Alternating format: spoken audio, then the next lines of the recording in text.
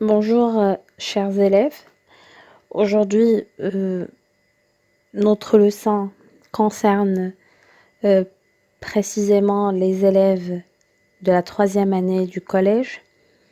Elle s'intitule l'expression du but.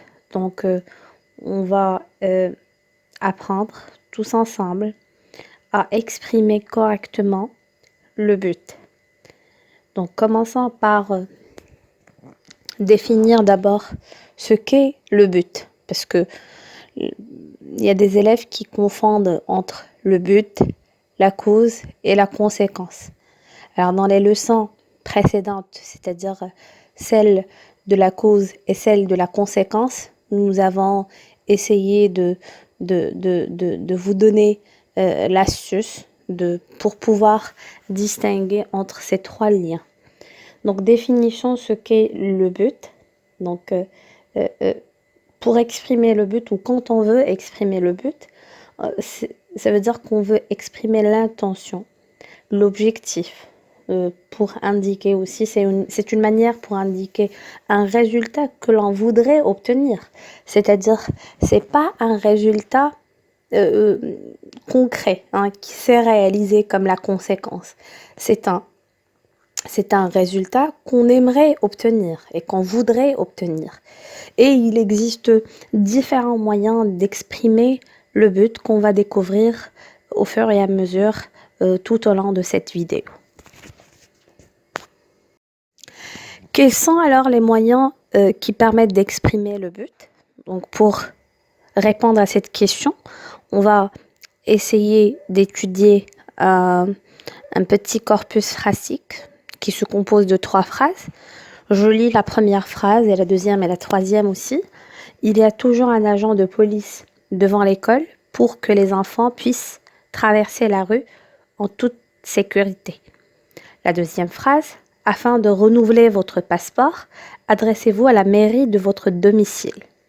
Pour le renouvellement de votre passeport, adressez-vous à la mairie de votre domicile. Pour étudier ces 3 phrases, donc on va essayer de répondre à un certain nombre de questions, petit à petit.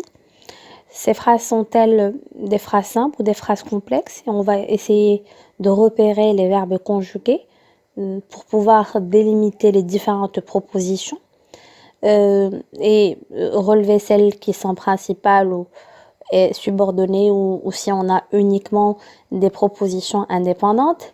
La troisième consigne, alors c'est pas phrase, c'est consigne, on va essayer de voir quelles sont les actions qui représentent le but et par quels moyens a-t-on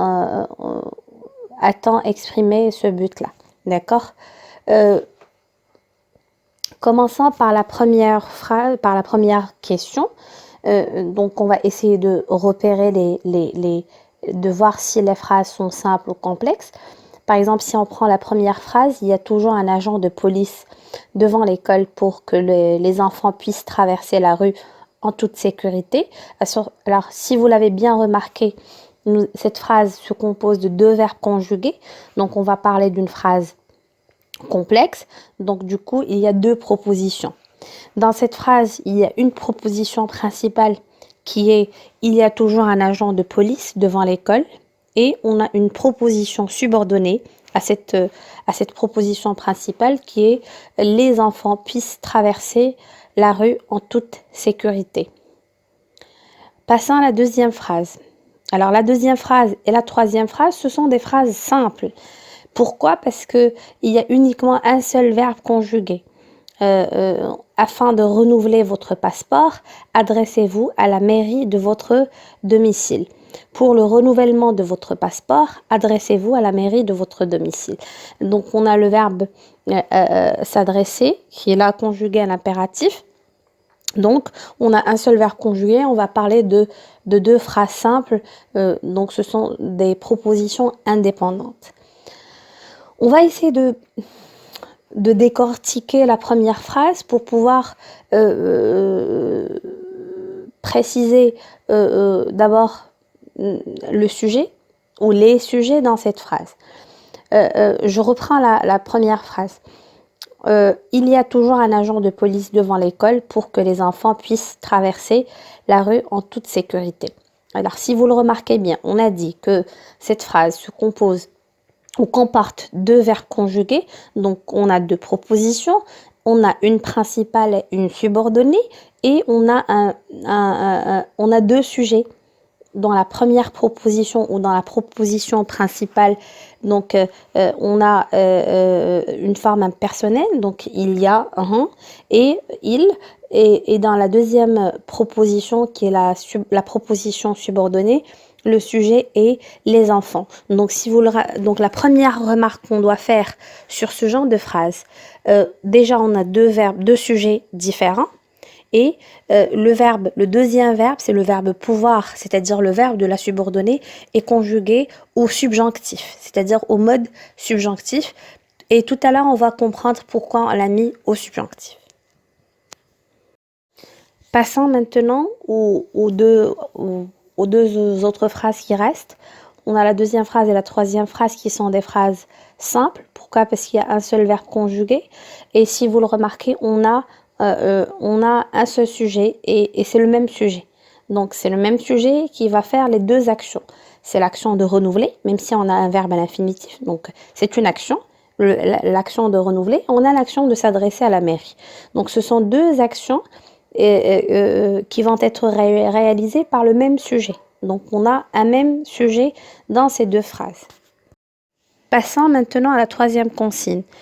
Donc, dans la troisième consigne, on a dit qu'on doit repérer les moyens et les actions qui permettent d'exprimer le but.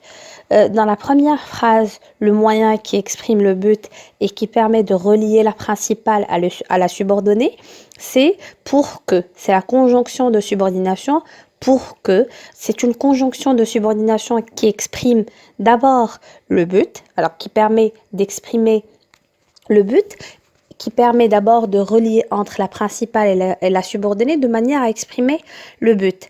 Et elle impose.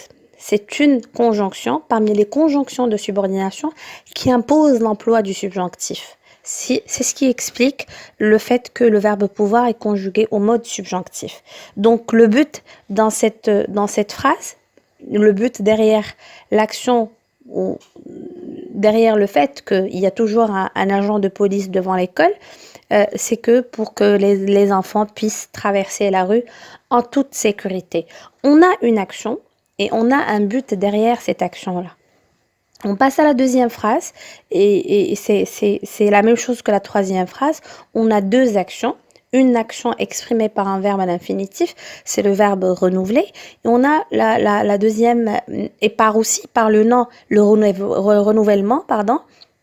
Et on a la deuxième action qui est exprimée par le verbe conjugué à l'impératif, c'est le verbe s'adresser. Donc, on a deux actions.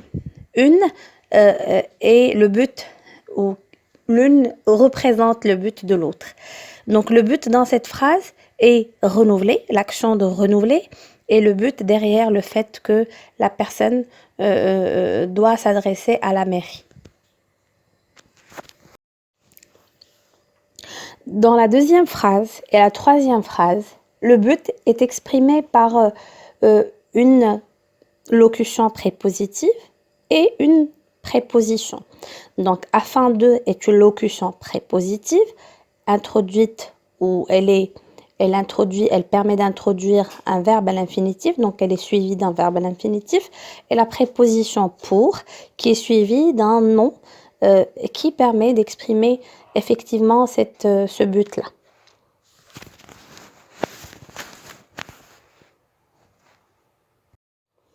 Après l'observation et après l'étude de ce corpus phrastique, on peut comprendre que pour exprimer le but, on a deux pistes à emprunter, mais avec des conditions. Soit on va l'exprimer par le biais d'une conjonction de subordination, et là, c'est quand on a deux sujets totalement différents. Donc, du coup, on va avoir une proposition subordonnée principale et une proposition subordonnée, étant donné qu'on a une conjonction de subordination. Soit on va l'exprimer en employant une locution prépositive ou une préposition. Mais pour pouvoir l'exprimer par le biais de ces propositions ou par le biais de ces locutions prépositives, il faut avoir un même sujet. Donc, il y a le premier cas, c'est-à-dire l'emploi d'une préposition plus un nom ou plus un verbe à l'infinitif. Et là, je vous donne l'exemple qu'on a vu tout à l'heure. Pour le renouvellement de votre passeport, adressez-vous à la mairie de votre domicile. Donc, si vous le remarquez, il y a pour, c'est une préposition suivie d'un nom. Dans le cas d'une locution prépositive, elle est suivie d'un verbe à l'infinitif. Afin de, donc c'est une locution suivie d'un verbe à l'infinitif, afin de renouveler votre passeport, adressez-vous à la mairie de votre domicile. Et il nous reste la troisième piste, ou la deuxième, c'est l'emploi d'une conjonction de subordination suivie d'un verbe conjugué au subjonctif.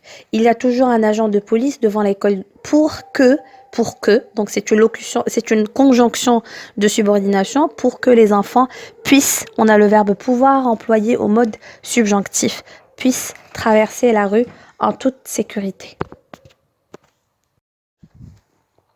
Passons maintenant à un petit exercice d'entraînement pour vérifier si vous avez effectivement compris.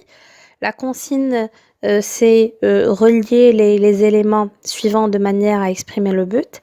Et vous avez un exemple, je travaille beaucoup, mon but est de réussir un concours. Donc on a deux éléments, c'est je travaille beaucoup, mon but est de réussir un concours. On va relier ces deux éléments de manière à exprimer le but. Donc je travaille beaucoup de manière à réussir mon concours. On a la première, dans cette phrase, on a le même sujet. C'est moi qui vais travailler et c'est moi qui veux réussir. C'est pour cela, c'est ce qui explique le fait d'employer une locution prépositive et non pas une conjonction. Maintenant, je vous laisse quelques secondes pour réfléchir et pour lire le reste des phrases et on se retrouve pour la correction.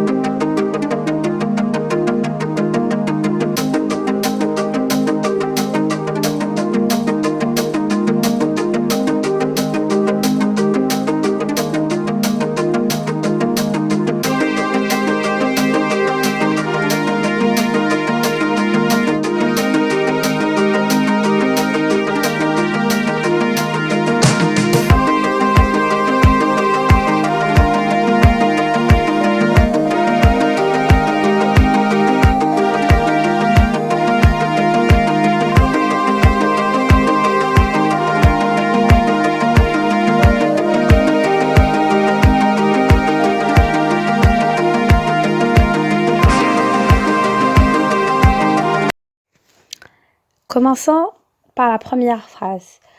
Je me dépêche de manière à porter mon courrier à la poste avant la levée.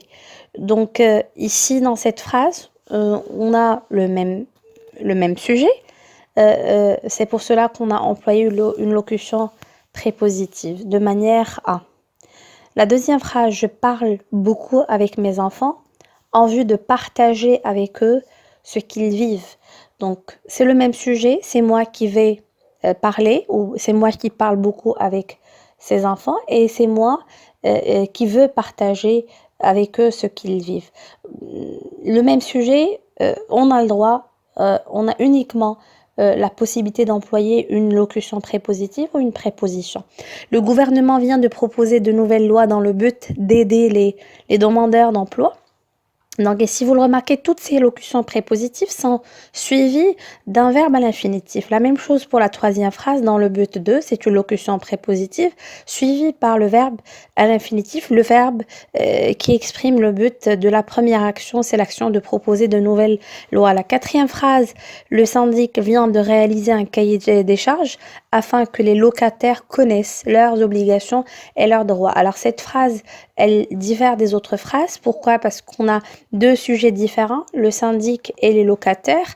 C'est pour cela qu'on a employé une conjonction de subordination, pardon, afin que, et on a dit que ce genre de conjonction de subordination impose l'emploi du subjonctif dans le verbe de la subordonnée. Donc, on a le verbe connaître au subjonctif. L'architecte a présenté un projet pour que la municipalité puisse construire un stade de sport. Donc ici, on a deux sujets différents, l'architecte et on a la municipalité. Donc deux sujets différents, on doit employer uniquement une conjonction de subordination de manière à avoir une proposition principale qui est l'architecte a présenté un projet, une proposition subordonnée qui exprime le but, la municipalité puisse construire un stade et on a mis le verbe pouvoir au subjonctif. La phrase 6. Il a implanté des bureaux dans la zone commerciale afin que cela lui procure une clientèle de passage.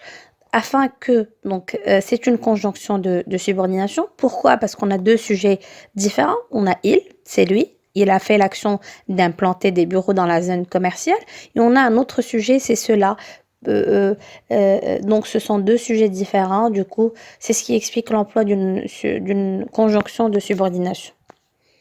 La 7e phrase, les écologistes veulent gagner aux prochaines élections pour proposer des mesures pour assainir notre environnement. Donc dans cette phrase, on a employé une préposition, c'est la préposition pour qui est suivie d'un verbe à l'infinitif. Pourquoi? Parce qu'on a le même sujet. Ce sont les écologistes qui veulent gagner aux prochaines élections et ce sont eux qui ont proposé des mesures pour assainir notre environnement. Passons maintenant à la 8e phrase. Il a aidé son fils tant qu'il a pu en vue de le valoriser au maximum. Donc ici, on a employé une locution prépositive en vue de. Pourquoi? Parce qu'on a le même sujet. C'est lui qui a aidé son fils et c'est lui qui veut le valoriser au maximum. Je tiens à vous dire ou à vous informer que les moyens qu'on a vus ensemble, c'est-à-dire les locutions prépositives, et les prépositions et les conjonctions de subordination sont les plus fréquentes, c'est-à-dire celles qu'on emploie fréquemment, c'est la locution prépositive afin de et la préposition pour et la conjonction de subordination et les conjonctions de subordination afin que et pour que.